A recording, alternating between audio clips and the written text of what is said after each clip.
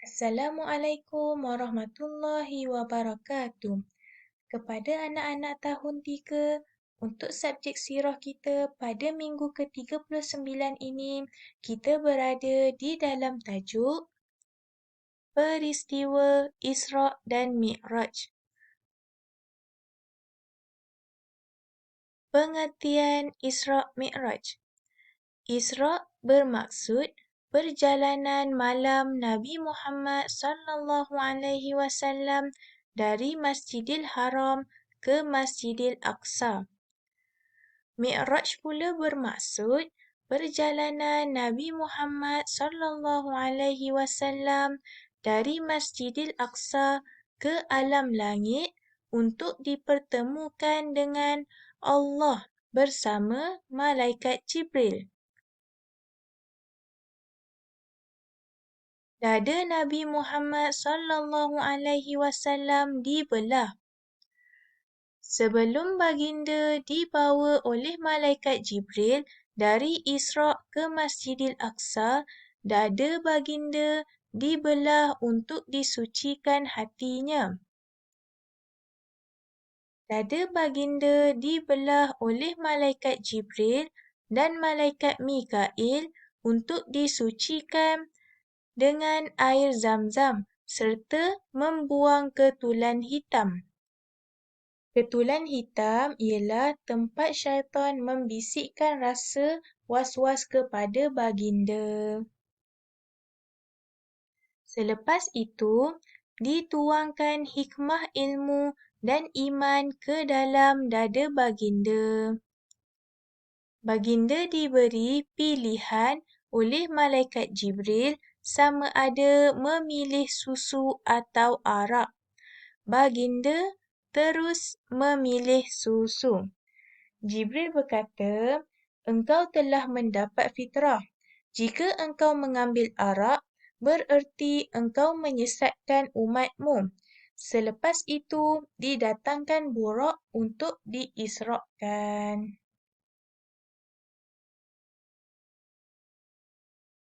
Nabi Muhammad sallallahu alaihi wasallam diisrakkan ke Baitul Maqdis. Isra' Rasulullah sallallahu alaihi wasallam berlaku pada 27 Rejab setahun sebelum hijrah ke Madinah bersamaan 621 Masihi.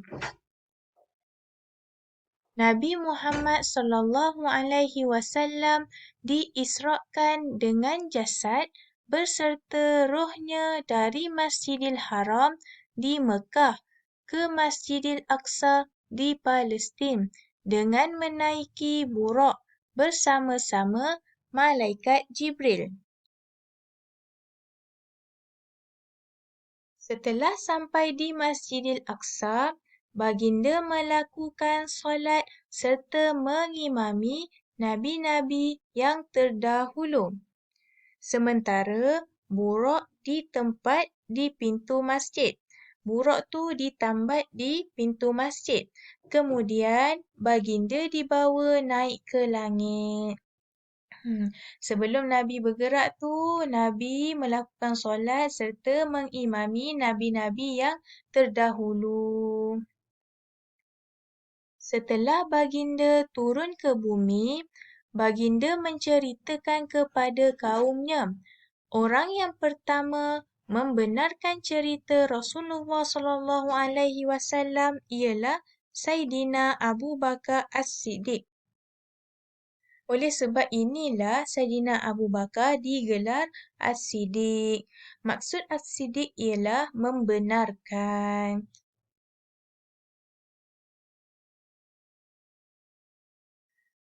Penyaksian yang penting sewaktu Isra'. Kaum yang berjihad ke jalan Allah. Satu kaum yang sedang bertanam dan terus menuai hasil tanaman mereka. Apabila dituai, hasil yang baharu keluar semula seolah-olah belum lagi dituai. Hal ini berlaku berulang-ulang. Nabi diberitahu oleh malaikat Jibril alaihi salam, itulah kaum yang berjihad ke jalan Allah yang digandakan pahala kebajikan sebanyak 700 kali ganda. Bahkan sehingga gandaan yang lebih banyak. Orang yang memakan harta anak yatim. Rasulullah SAW telah melihat orang-orang yang bibirnya mirip dengan bibir unta dan tangannya memegang potongan dari neraka seperti batu-batu. Mereka memasukkannya ke dalam mulut, kemudian potongan tersebut keluar dari dubur mereka. Ini ialah penyaksian kepada orang yang memakan harta anak yatim.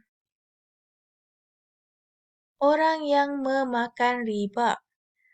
Rasulullah SAW telah melihat orang yang perutnya besar dan tidak dapat bergerak-gerak di tengah jalan yang akan dilalui oleh keluarga Fir'aun.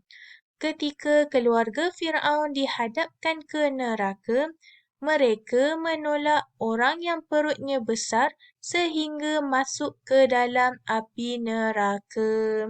Ini pula penyaksian bagi orang yang memakan riba. Lelaki penzina. Lelaki penzina. Rasulullah SAW telah melihat orang-orang yang memegang daging segar dan di sampingnya terdapat daging busuk. Mereka memilih dan memakan daging yang busuk itu. Ini pula penyaksian kepada lelaki penzina.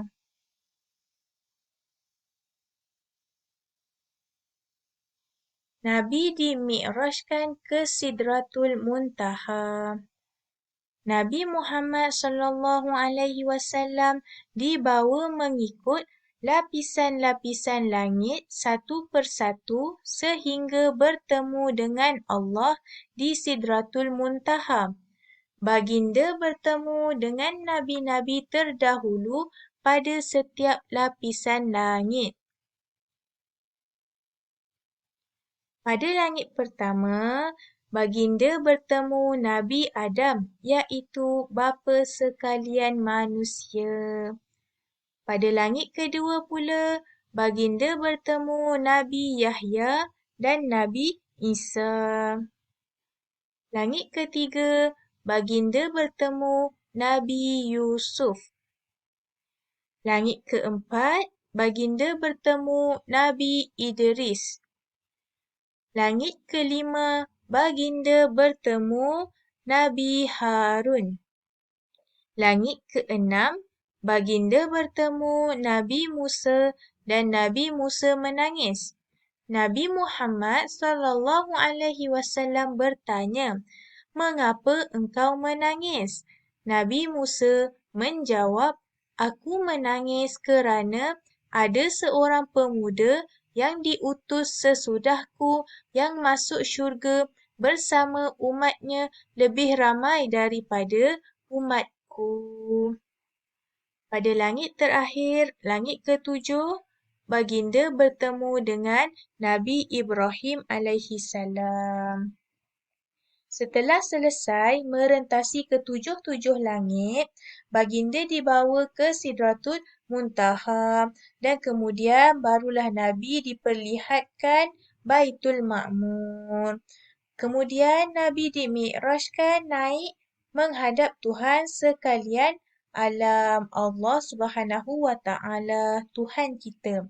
Okey. Pada asalnya dalam peristiwa Isra' Mi'raj ni, Allah Subhanahu wa Ta'ala telah memerintahkan solat sebanyak 50 waktu. Apabila Nabi bertemu dengan Nabi Musa alaihi salam, Nabi Musa alaihi salam menyuruh baginda memohon kepada Allah Subhanahu wa Ta'ala agar bilangan solat dikurangkan. Akhirnya, baginda mendapat perintah solat dilakukan sebanyak 5 waktu sehari semalam. 5 waktu solat tu ialah subuh, zuhur, asar, maghrib dan isyak. Itu 5 waktu solat sehari semalam. Jadi inilah sejarah Allah mensyariatkan solat 5 waktu kepada baginda untuk umatnya, untuk kita semua. Jadi itu sahaja pembelajaran kita untuk minggu ke-39 ini. Saya minta maaf atas kelewatan saya menyampaikan PDPR kepada awak semua. Saya harap awak faham apa yang saya cuba sampaikan. Sekian, terima kasih. Assalamualaikum warahmatullahi wabarakatuh.